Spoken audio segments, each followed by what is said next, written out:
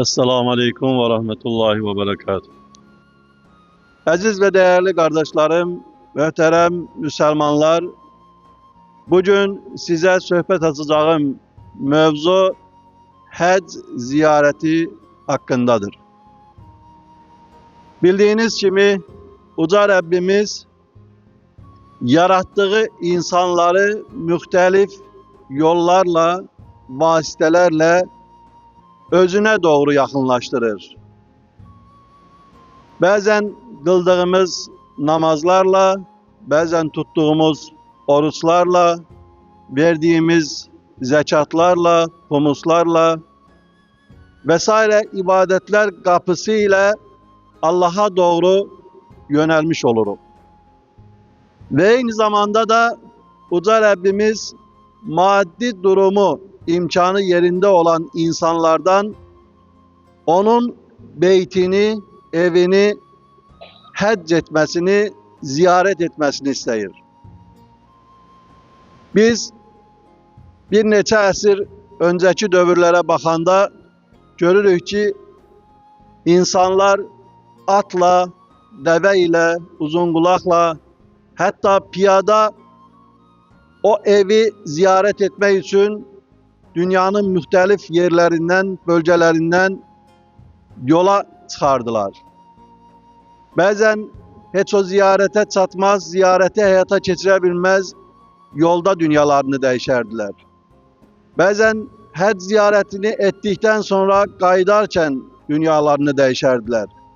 Bu ibadet 5 ay, 6 ay ve daha çok da olabilirdi. Ve bir keyfiyet var idi. Keyfiyet neden ibaret idi? İnsanların dahilde Allah'a olan eşkleri, o mübarek beyti azap, eziyetle ziyaret etmeleri, onların çəkdikləri əziyyətin müqabilində, çəkdikləri məşəqqətin müqabilində, o sefer için sərf ettikləri zamanın, maddiyatın müqabilində oradan nələrisə itirməkdən ehtiyat edirdiler. Nələrisə əldən verməkdən ehtiyat edirdiler. Ve korkuları bundan ibaret idi ki, həccin mükafatı Rabbimiz tarafından vaad olunur ki, cennettir. O əziyyətdən, o məşəqqətdən sonra cennet kimi bir nimeti elden versinler. Ama əfsuslar olsun ki, üzerinden əsrlər keçməsinə baxmayaraq, xüsusi olarak yaşadığımız dövrdə necə ki dünyada İslamofobiyanın olduğunu görürük, necə ki müxtəlif sahəlerde ettiğimiz ibadetlere uzadılan dilleri görürük ve aynı zamanda bu da hac ibadetinden yan keçmir. Düşünün ki bir insan on binlerle vesait xərcləyib ailesini, uşağını dünyanın müxtəlif ölkələrine aparır, gəzdirir, seyahat edir. Biz maddi imkanımız yoksa ya onlara həsədlə baxırıq, mümin ise qibtə ilə baxırıq, onların etdiklərini alqışlayırıq. Onlar da o etdikləri səfəri bir ömür boyu ətrafdakı insanlara danışırlar ve bunu da böyük rəğbətlə qarşılamış oluruq. Heç görmədik ki, ətrafda insanlar o insanları məzəmmət etsin, qınasınlar. Heç qınamağa haqqımız da yoxdur. Ne üçün? Çünkü Rabbimiz Kur'an-ı Kerim'in bir ayesinde buyurur ki, Siru fil ard. Yeryüzünü seyredin, yeryüzünü gezin, yeryüzünü seyahat edin. Sizden evvelki kavimlerin, evvelki milletlerin başına gelen hadiseleri okuyun, öğrenin, görün ve ibret alın. Ve bir insanın eğer maddi imkanları varsa Rabbimiz buyurur ki, ben sana verdiğim nimetin senin üzerinde eserini görmek istəyirəm. O verilen maddiyattan özüne geyim al, libas al, minecek maşın al, yaşayacak güzel evin olsun. Gezmek senin hakkındır, israfa girmemek şartıyla. Gittiğin yerlerde Allah'ı unutmamak şartıyla bunları etmek senin hakkındır ve hiç kesin de seni kınamak hakkı yoktur. Ama işçi gelir həcce, Allah'ın emri olan bir hüküme, Rabbimiz buyurur ki, mənim evimi ziyarət et, mənim evimə qonaq gəl. Fürsətçilər meydana tökülür, hərə bir tərəfdən dil uzatmağa başlayır. Bu uzanan dil əslində hacıya deyil, Allahadır. Əslində hacıya deyil, Allahın Rəsulunadır. Əslində hacıya deyil, Əhl-i Beyt imamlarınadır. Əslində hacıya deyil, Səhabe-i kiramadır. Nə üçün? Çünki onlar bu məşəqqətli ibadəti, bu əziyyətli ibadəti sevə-sevə etdilər və bütün insanlığa bu ibadətin edilməsinin əmr olduğunu, vacib olduğunu çatdırdılar. Belə olduğu təqdirdə biz Allahın qonaqlığına dəvət olunuruq. Düşünün ki, sizi tanıdığınız bir dostunuz mühüm bir tədbirinə qonaq olaraq dəvət edir, siz o dəvətə icabət etmirsiniz. Bu sizi bir insan olaraq nə qədər narahat edər? Yaxud o dostunuzla qarşı-qarşıya gəldiyiniz zaman nə qədər xəcalət çəkmiş olarsınız?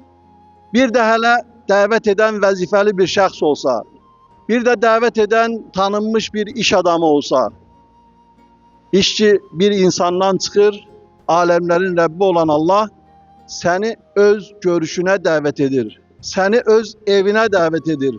Nə üçün? Çünki namazla tam təmizlənə bilmədin, oruçla tam təmizlənə bilmədin. İndi sənin tam təmizlənmən üçün, kamil imanı əldə etmən üçün hələ bir də zənginliyin var. O zənginliyin də səni bulaşdırdığı müəyyən günahlar, qüsurlar var, kibir var, təkəbbür var ki, bu yerdə Rəbbimiz buyurur, dünya libaslarından sıyrıl, mənim huzuruma gəl. Uca Rəbbimiz Quran-ı Kərimin bir ayəsində buyurur, Bismillahirrahmanirrahim. وَأَذِّنْ فِي النَّاسِ بِالْحَجِّ يَأْتُوكَ رِجَالًا وَعَلَى كُلِّ ضَامِرٍ يَأْتِينَ مِنْ كُلِّ فَجٍّ عَمِيقٍ. İnsanları həcce çağır ki, onlar sənin yanına istər piyada, istərsə də hər uzaq yoldan, dərin vadilərdən yollanan yorğun arğın dəvələr üstündə suvari olarak gəlsinlər. Elə ki, Kəbə evi inşa olundu, bina edildi. Rabbimiz Hazreti İbrahim Aleyhisselam'a emretti ki, o insanları çağır. O insanları Hazreti İbrahim Aleyhisselam uca səslə çağırdı. Ama bu çağırış sadece o yerin əhalisi üçün değildi. Rabbimiz Kur'an-ı Kerim vasitəsilə Hazreti İbrahim Aleyhisselam'ın çağrışını kıyamete kadar gelen bütün Müslümanlara duyurdu ki, mənim evime doğru gəlin, mənim beytimi təvaf etmeye gəlin, mənim evimdə qonaq olub, mənimlə görüşmeye tələsin.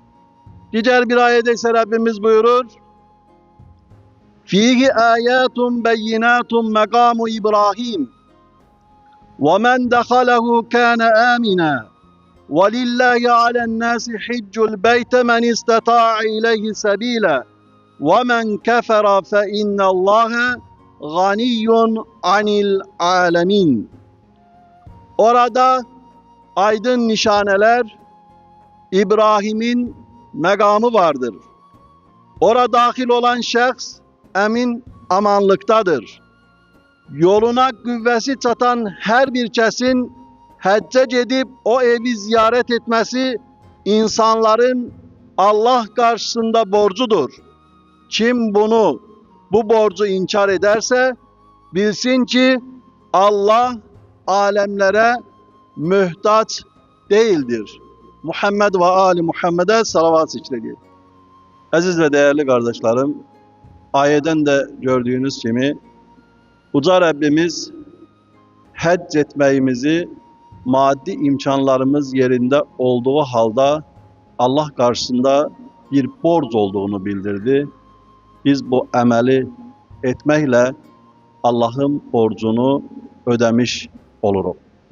Ayənin sonunda ise bilin ki Allah alemlere mühtaç değildir. Bugüne kadar neçə min illərdir Kəbə etrafında milyardlarla insan tevaf edibsə, bugün de edir ve kıyamete kadar yine milyardlarla insan tevaf edecektir. Onların etdiyi təvaflardan Allah zərrə qədər bir mənfəət gözləməz. Amma ehtiyac duyulan, ehtiyacı olan insandır. İnsanın ehtiyacı var ki, necə müxtəlif ibadətlər vasitəsilə Allaha yaxınlaşır, etdiyi həcc ibadəti vasitəsilə də o yaxınlığı əldə etmiş olsun. Biz Allah Resulü'nün hədislərinə baxdığımız zaman görürük ki, mübarək Resul buyurur, müminin niyyəti əməlindən üstündür. Əgər mümin gözəl bir niyyət edirsə, o niyyətinin gözəlliyinə görə Allah ona bir savab verər. O gözəl niyyətini icra edərsə, o gözəl niyyətinə Allah 10 qat artıq savab yazar. Amma düşünün, müminin günah düşünməsi belə deyil. Mümin günah düşündüyü zaman iç dünyasını qaraldar. Amma günahı düşündüyü üçün Allah ona bir günah yazmaz. O günahı icra ettiği zaman Rabbimizin rəhməti sayesinde bir günah yazılar, ona 10 günah yazılmaz. Belə olduğu təqdirdə bu il artıq həcc kvotası bağlanıbdır. Ölkəmizdən yüzlərlə insan Allah evini ziyarətə gedəcək. Rabbimiz bütün ziyarət edənlərin ziyarətini qəbul etsin və dünyanın müxtəlif ölkələrindən təxmini olaraq 5 milyona yaxın hacı Allah evinə üst tutub Beytullahı tavaf edib hacı adını alacaqdır. Bu ildən sonraki illərimiz üçün biz bəzi dostlarımızın, bəzi möminlərin havanın sərinləməsini gözlədiyinin şahidi oluruq. Ola bilsin bugün sənin imkanın var, havalar sərinləyəndə sənin maddi durumun bərbad vəziyyətdə olacaq. Allah səndən maddi durumun bərbad vəziyyətinə görə deyil, maddi durumun yaxşı olduğu halda Allahın evinə getmədiyin üçün səni hesaba çəkəcəkdir. Cümləniz mübarək olsun.